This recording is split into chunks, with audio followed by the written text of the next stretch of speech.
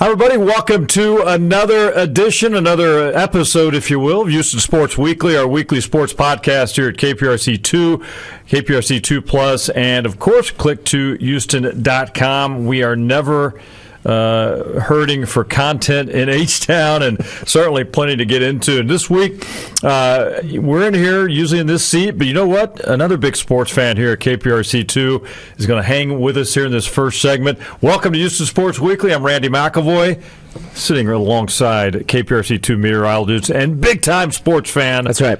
The great Justin Stapleton. Good to Hi, see Randy. you, man. We've been talking about too. Having you on this podcast for a while. I'm very excited. You follow it. I do. You're on top of things. Yep. And we say all the time, man, we got to do this podcast, and schedule's worked out. Yeah. Good to have you in. And I appreciate that. Man, happy to be here. It's always good talking sports with you because we go around the newsroom now. Justin's in the weather department. We're in sports, but we're constantly crossing paths and firing off opinions to one another. Yeah. You've been a sports fan since you were a kid? I was, yeah. You know, growing up in the Midwest, in Dayton, Ohio, was a big fan of the Cincinnati Reds when I grew up. Yeah. Right. Big Red Machine. Big Red Machine, yeah. Oh, yeah. And early 90s, too, when they had Rob Dibble and the Bad Boys in the back half of that when they won 1990 against the A's. Growing up here as a kid, going to the Dome, when the Reds came to town, they were in the same division. So I grew to hate the Cincinnati Reds. It's okay. They're good teams back then. They were great teams. Yeah, they were. So, I've always enjoyed that. I grew up a Green Bay Packer fan. My half my family's from right around Green Bay. So, up there, it's you go to church. If it's a home game, church is over in 35 minutes because you got to get home and get ready for the game. If you're not going to Lambeau, you're going to go watch it, right? Right. So, Exactly. Well, you carried it over here. I love hearing your opinions because you follow it, and you're a big sports talk radio guy as well. I do. Friends with a lot of the guys here in town. So wanted to have you on because there's a lot going on, and as we're taping this, obviously we don't know when this drops on Friday morning. If you're listening or watching, things may have changed, but I'm not thinking they will on the Texans coaching front. We're going to talk a little bit of that on this first segment here in Houston Sports Weekly. A little bit later, we'll dive into some other hot topics in town as well. But let's talk about the coaching search and get your opinion on kind of where it's going right now. Maybe what they need in this position as they try to fill it. Yeah. They've had some good candidates. They've as we're, again, taping today, they had second interviews with Mike Kafka over at the Giants OC, and, of course, Jiro Evero. I think that's how you say his name. I think that's what I heard on ESPN earlier this evening. Yeah. So he's the Denver Broncos defensive coordinator, so highly regarded, but never been a head coach.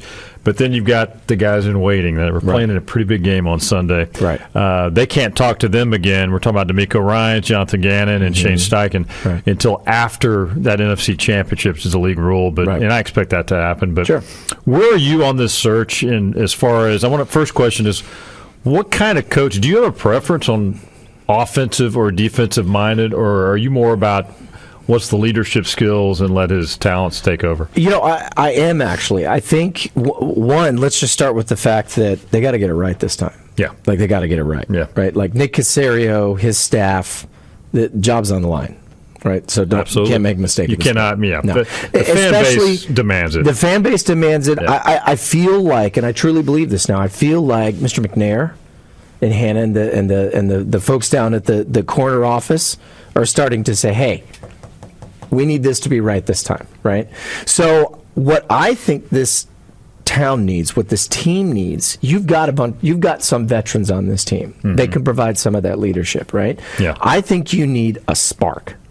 Now, that can come from the defense or offense. Is that D'Amico Ryans? I think that's the fan favorite, right? Mm-hmm. I'd love to see D'Amico here. Because now that Sean Payton's probably not going to work out. I don't think so. Payton was kind of high on my list. I'll go and admit it. Yeah. But when I heard the salary demands, I lost interest. But right behind him was D'Amico. Yeah, I think so. I think that's something that creates – fans love it. I think it creates a bit of a spark with the team as well. Mm-hmm. The other thing that's interesting about, I think, let's use like a Brian Dable or up in Dan Campbell over at Detroit. Detroit, yep. Detroit has been just bottom feeders for a decade, if not more at this point. You know what he brought back this year, though? He brought back some swagger. He did. Right? Those guys went in there and they said, you know what, we may lose, but we're going to lose 45-44. Yeah, I was going to say they may have lost, but they believed they could win. Every single game they were going to not be that way. Right, yeah. And so I think that's what the Texans need to get back to. They used to have that swagger back when JJ was winning MVPs here, defensive MVPs. The offense has always kind of struggled when you didn't have Andre Johnson and Arian Foster. That was the missing piece of that. So personally, I would like to have an offensive guy come in. Now that can be D'Amico. And he can pick an OC, a coordinator in, somebody that's going to create a spark here. The what you're hearing, and probably jokingly on, especially Sports Radio 610, which I like to have some fun, and 790 for that matter. Sure, Gary Kubiak. They're laughing like, would it happen? He coached him. You know what? That would be pretty cool. Coach knows the city. He does. Right? He does. And I just think you need you need an offensive mind. You need an offensive mind here because you have an opportunity that they've not had since basically they were an expansion team at this point. That you have a potentially. We won't get into the number 1 versus number 2 pick because I'll say curse words on the air here. This is still a family podcast. We can't say that.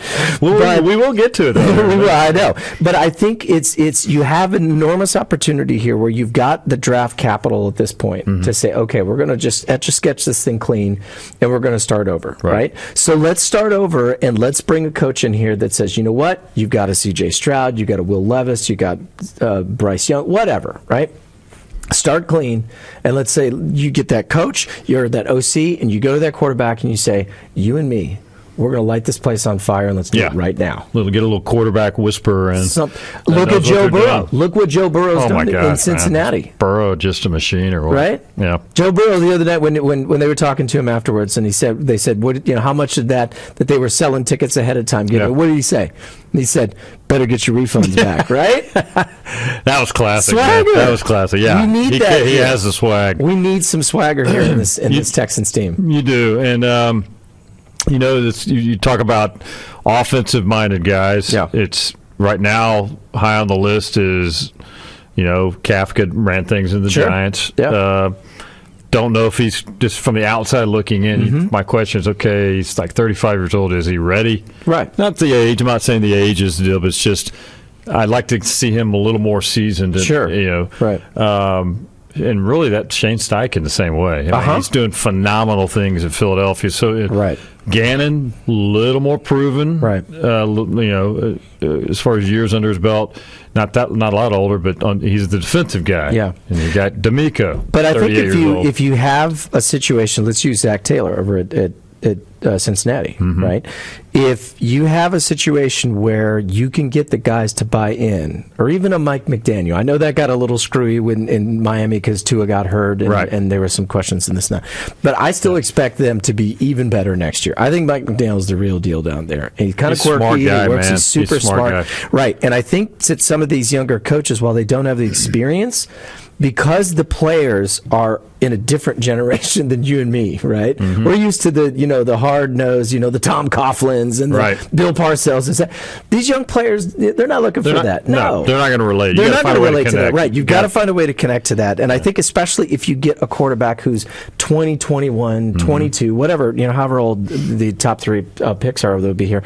You need someone that's going to be able to create this sort of symbiosis with that coach. So that's the Uber Eats that we're expecting. That is not Cal McNair, I'll tell you that much. Giving us an answer on that. That's right. No, but you make a good point. You got to find a guy that's going to connect and relate to the players. So maybe he doesn't have experience, but you can build veteran coaches and coordinators around there. Exactly. Well, like D'Amico, he's proven. I utmost confidence that guy knows what he's doing when it comes to running a defense. He's shown it this year. He can do it. Now, it would be the next important hire would be who would he bring in? Just people just throwing names out there. Right. Somebody's mentioned because he has a relationship with him. I don't know how deep it is. Frank Reich. Yeah. Not going to be a head coach anytime soon, but he is a pretty good offensive mind, and he's a veteran guy. And somebody like that. Yeah, and you'd say, oh, okay, well, look what happened in Indianapolis. He was there. Guy was dealt just a horrible hand there, right? Yeah. They made really poor choices. That Carson Wentz trade was just awful, right? I mean, the contract, anyway. So he didn't have a lot to work with. So you give him that blank or that fresh slate, and we've seen what he's done before in the past with other quarterbacks. We're talking with Justin Stapleton, meteorologist here at KPRC2, talking a little sports. We've been wanting to do that if you're just tuning in here on the Houston Sports Weekly podcast. This segment dedicated to the Texans. And you know what? There's some good candidates. I fully expect after Sunday's NFC Championship game, D'Amico is going to get a second interview. 100%. And I think Gannon will too. I don't know enough. At least the buzz we're hearing is Steichen, one of those guys, is going to get a second one. Maybe he will. I don't know. Yeah. But you're hearing a lot that it's basically probably coming down to D'Amico or Gannon. Jonathan Gannon. I don't think another name's going to jump in at this stage. Because Gannon wanted it last time, right? He was up there last time, interviewed twice, right? So I think they're familiar, they're comfortable with him. Mm-hmm. It's just a question of, and that goes back to your point, Randy, is do you want someone that maybe has a little more experience and can kind of go that route of creating a little more of a hierarchical structure, more traditional that maybe he would do, or do you want to go with the spark? Yeah. And D'Amico would be that spark. Well, he was fun. I had a chance to cover him here with the Texans, just coming out of Alabama, and you hear people that played alongside him. You're hearing all these stories on just how almost from day one he came in and was he had to earn him respect early, but man, players took notice of his leadership and the will to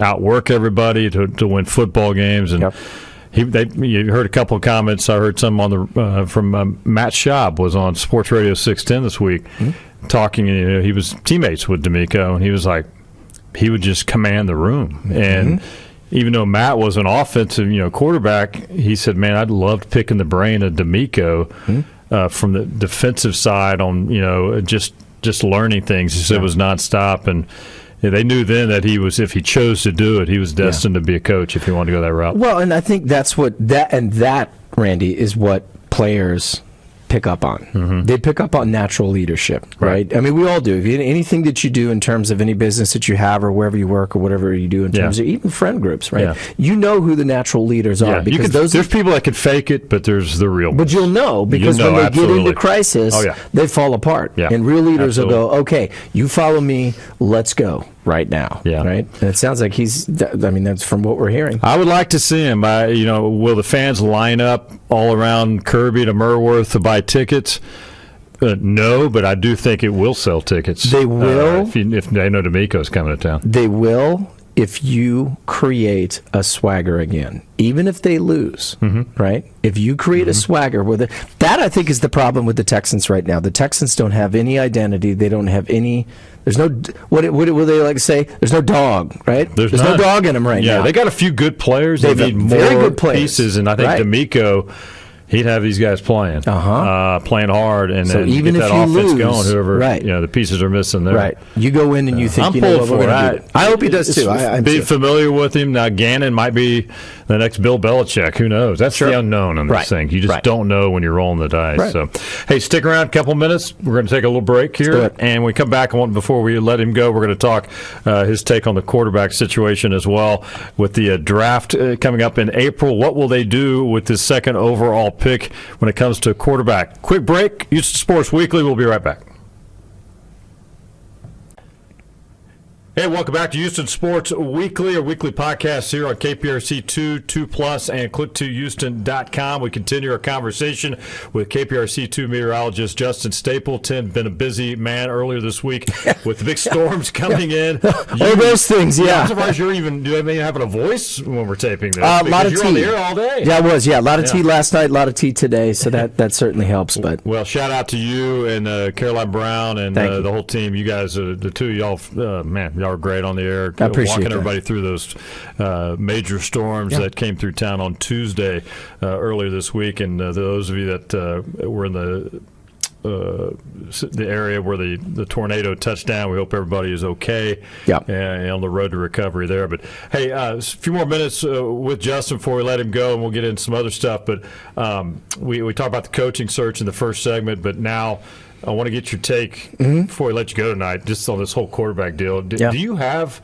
a leader in the clubhouse on these young quarterbacks coming in, or some people want to go get a veteran? You heard Derek Carr's name. Did hear Derek Carr's name. What's your stance right now? What are you thinking? I think Honestly, Randy, I could go either way at this point. Like, a young guy means to me it takes some time, though. it's going to take some time, right? Like, we used the previous segment. We were talking about Joe Burrow, right? There are Joe Burrows out there on trees every day, right? Somebody that's going to have that swagger, that's going to have that ability to keep cool, unlike most rookies do, right? We saw it with Daniel Jones for a couple of years. You're like, oh, this isn't going to work, right? And then this year, it's like, oh, hey, look. He can actually play, right? And he's somewhat dangerous with his legs. So I think if we talk about the top three with Will Levis, C.J. Stroud, and being an Ohio State Buckeye fan, I watch C.J. a lot. Yeah. My concern with C.J. is C.J. really the Georgia C.J., right? Where he was just lights out against Georgia, and they should have won that game, right? Except for some questionable play calling at the very end of that. Or is CJ the ones that struggled against Iowa, against Penn State, some of these other towns where he's going to run into some trouble when you get better NFL defenses? Right. The thing I like about Bryce Young, and you've mentioned this before, the size is the thing that kind of like hangs up for you there, and I 100% agree with that. We've seen what happened with Kyler Murray. He's gotten hurt, or he has to roll out because he can't throw. That concerns me. And I think that's a valid concern. Yeah. The thing with Bryce Young, I think that I like about is the fact that his brain may overcome some of his height challenges at this point. He makes great decisions. He makes quick decisions out there on the field. However, I also think, and how ironic would it be that David's younger brother were to come to Houston and play for the team? Wouldn't it? Oh, my goodness. But you know what? Here's the thing, though. He's definitely the better of the two. He's definitely the better of the two. Sorry, David. No, we love you, David. But I think if you don't, and if the coaching staff and if Nick Caserio and his team and his scouting team aren't 1,000% sold on a Bryce Young, where you're going to have to trade up and get him anyway, because otherwise Colts are going to steal him, right? So you're going to have to give up draft capital for that.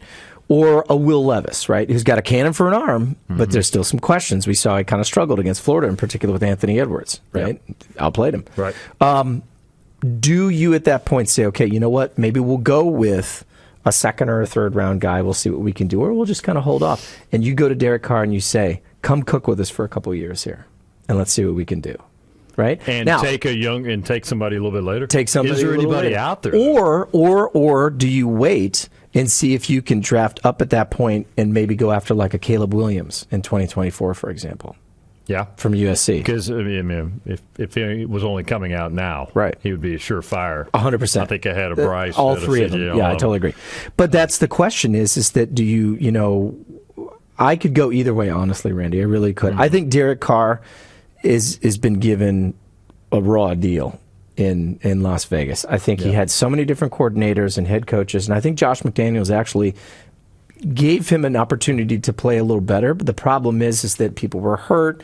He never, Darren Waller wasn't there for half of the year, and so you just, and he and you saw flashes with him and Devontae Adams, but that offensive line couldn't keep him clean. I agree with some of that. I guess the one thing that bothered me on Derek Carr was he turned his back on his team when he lost the starting job. And that's a big part, too. Yeah. I do have a problem with that. I 100% agree with you. Maybe there was other things going on. And he'd have to talk to the team about that and say, here's my explanation why. Right. And I still wonder if there's any reason to still do that as opposed to just no matter what's going on there, you finish the season. Yeah.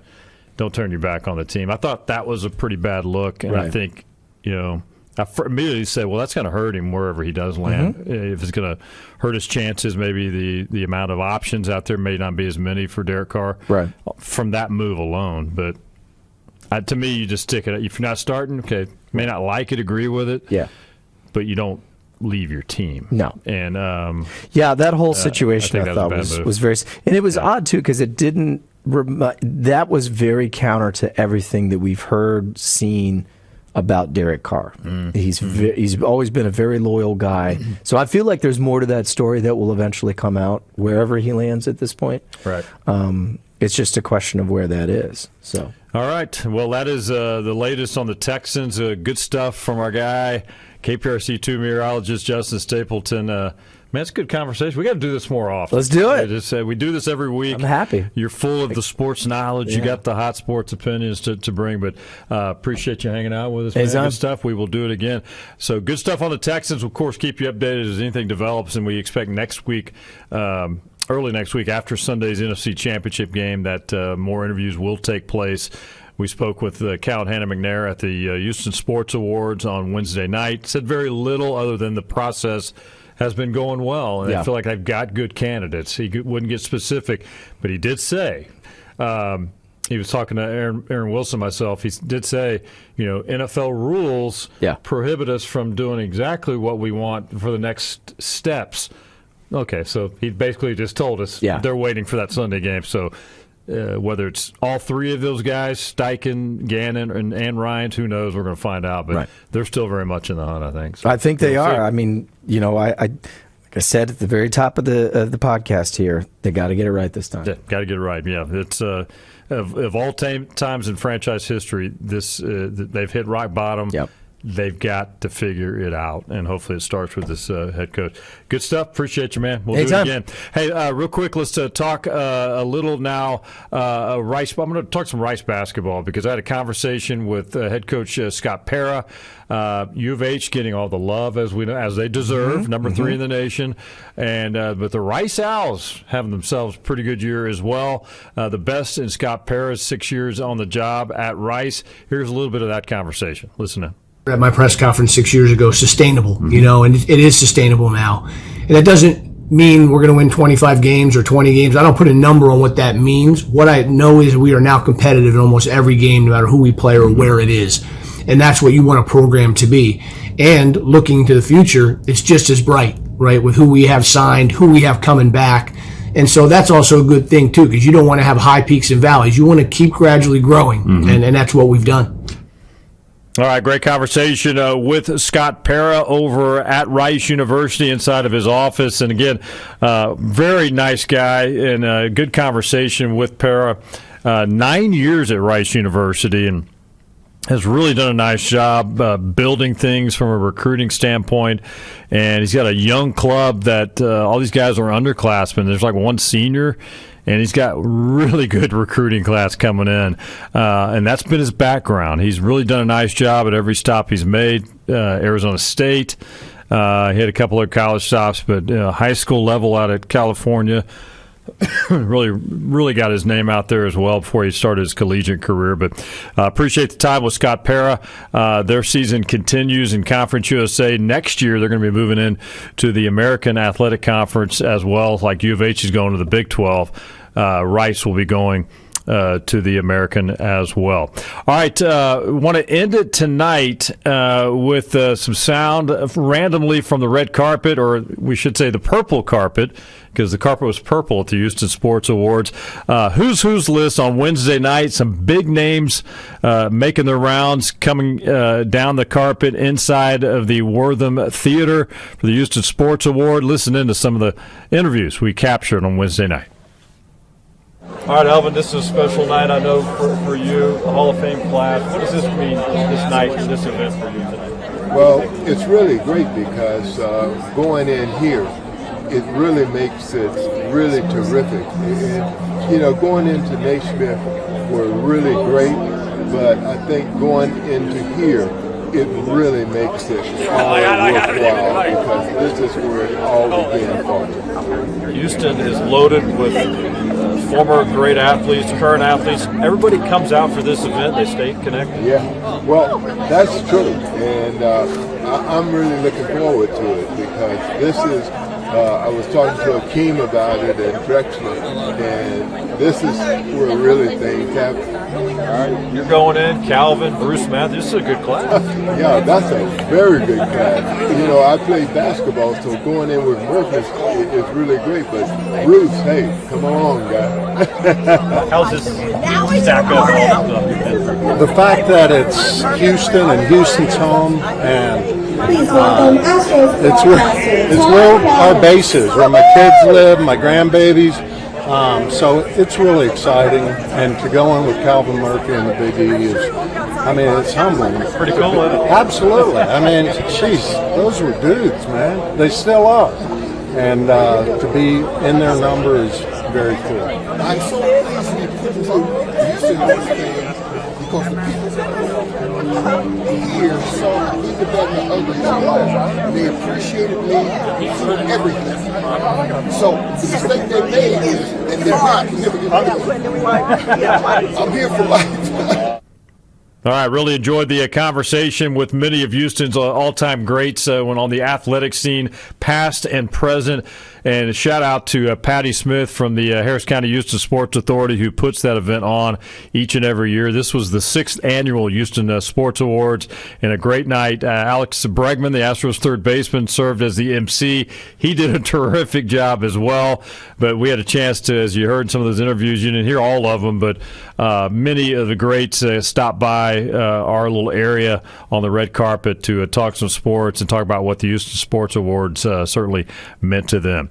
That is going to do it for this week's edition of Houston Sports Weekly podcast. As always, we appreciate you checking it out, watching or listening, however you take it in each and every week on KPRC2 Plus, click2houston.com as well. Special thanks again to KPRC2 meteorologist and big-time sports fan, Justin Stapleton. He was with us for the first segment here on this podcast and a little bit on the second segment as well. So we appreciate Justin stopping by. We've been talking about doing that for a long time, so we really enjoyed making that happen. So, hey, enjoy the rest of the week. A reminder, the Houston Sports Weekly podcast, each and every week. It drops every Friday morning, I believe, at 10:30, the new episodes, and we're up, I believe, to episode maybe 29 or something like this. This may be the 29th.